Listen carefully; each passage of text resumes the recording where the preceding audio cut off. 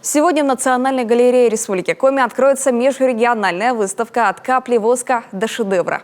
В экспозиции более 50 монументальных сюжетов панно, созданных в классической технике горячего батика. Это уникальная и красочная техника росписи ткани с древнейшими корнями и богатой историей.